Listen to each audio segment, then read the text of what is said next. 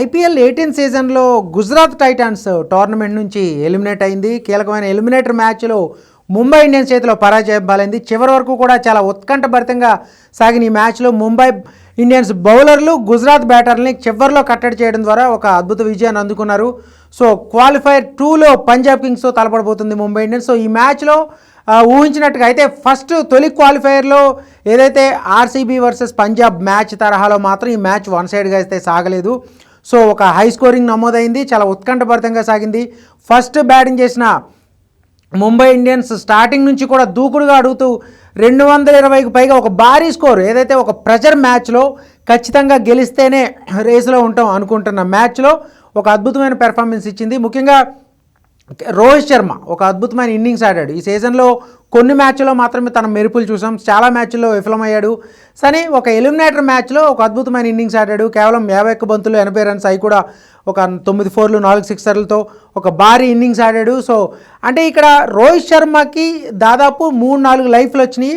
చాలా చెత్త ఫీల్డింగ్ చేసిందనే చెప్పాలి. గుజరాత్ టైటన్స్ చాలా క్యాచ్లు వదిలేశారు, ఫీల్డింగ్లో కూడా స్లాపీగా చాలా 4లు కూడా వదిలేశారు. సో ఇక్కడ ముంబైకి ఇదంతా వాళ్ళ చెత్త ఫీల్డింగ్ అంతా ముంబైకి బాగా కలిసి వచ్చింది.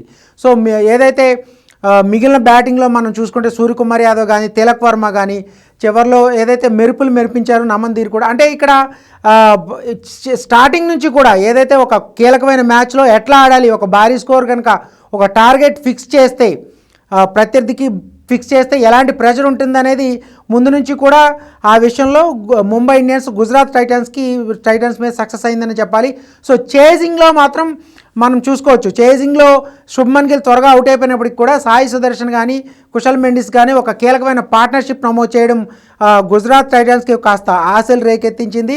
కానీ కీలకమైన సమయంలో హిట్ వికెట్ ద్వారా ఒక బ్యాక్ ఫుట్ షాట్ ఆడబోయి కుశల్ మెండిస్ హిట్ వికెట్ అవడం తర్వాత అక్కడ నుంచి ముంబై ఇండియన్స్ మళ్ళీ పుంజుకుందని చెప్పాలి. వాషింగ్టన్ సుందర్ సాయి సుదర్శన్ పార్ట్నర్షిప్ మళ్ళీ ఒక విధంగా టెన్షన్ పెట్టించినప్పుడు కూడా చివరిలో బూమ్రా బౌలింగ్, అలాగే అంటే ఏదైతే కీలకమైన డెత్ ఓవర్స్లో ఒక అద్భుతమైన బౌలింగ్తో మళ్ళీ కమ్బ్యాక్ ఇచ్చింది ముంబై ఇండియన్స్.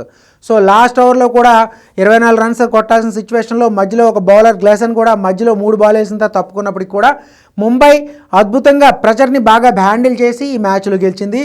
సో స్టార్టింగ్ నుంచి ఈ సీజన్ స్టార్టింగ్ నుంచి తడబడి ఫస్ట్ 5 మ్యాచ్లో 4 మ్యాచ్లు ఓడిపోయి 1 మ్యాచ్లో గెలిచిన ముంబై ఇండియన్స్ తర్వాత వరుస విజయాలతో ప్లే ఆఫ్కి దూసుకురావడం, at the same time starting నుంచి కూడా కన్సిస్టెంట్ పెర్ఫార్మెన్స్ ఇస్తూ చివరి మ్యాచ్లో తడబడి ఒక దశలో టాప్ ప్లేస్ని చాలా రోజులు నిలుపుకున్న గుజరాత్ టైటన్స్ చివరి మ్యాచ్లో తలబడి ఎలిమినేటర్ మ్యాచ్ ఆడాల్సి రావడం, ఇక్కడ ఎట్లా సెకండ్ హాఫ్లో ఎట్లాంటి సిచ్యువేషన్ ఎట్లా అయిపోయింది అనేది ఈ రెండు టీమ్సే ఉదాహరణగా చెప్పుకోవాలి. ఎందుకంటే ముంబై అద్భుతంగా పుంజుకుంటే ఒక దశలో టాప్ పొజిషన్లో ఉన్న టాప్ 2లో మాత్రమే ఉన్న గుజరాత్ టైటన్స్ చివరి మ్యాచ్లో తడబడి ఎలిమినేటర్కి ఆడాల్సిన పరిస్థితి వచ్చింది. సో ఎలిమినేట్ అయిపోయింది గుజరాత్ టైటన్స్. ఇక రెండో క్వాలిఫైయర్లో ఆదివారం జరగబోతుంది. రెండో క్వాలిఫైయర్ అహ్మదాబాద్ స్టేడియం వేదికగా ఈ మ్యాచ్లో పంజాబ్ కింగ్స్ ముంబై ఇండియన్స్ తలపడబోతున్నాయి. ఈ రెండు జట్టులో ఈ మ్యాచ్లో గెలిచిన జట్టు మంగళవారం జరిగే ఫైనల్లో రాయల్ ఛాలెంజర్స్ బెంగళూరుని ఢీకొనబోతుంది. అహ్మదాబాద్ స్టేడియం వేదికగా జరగబోతుంది.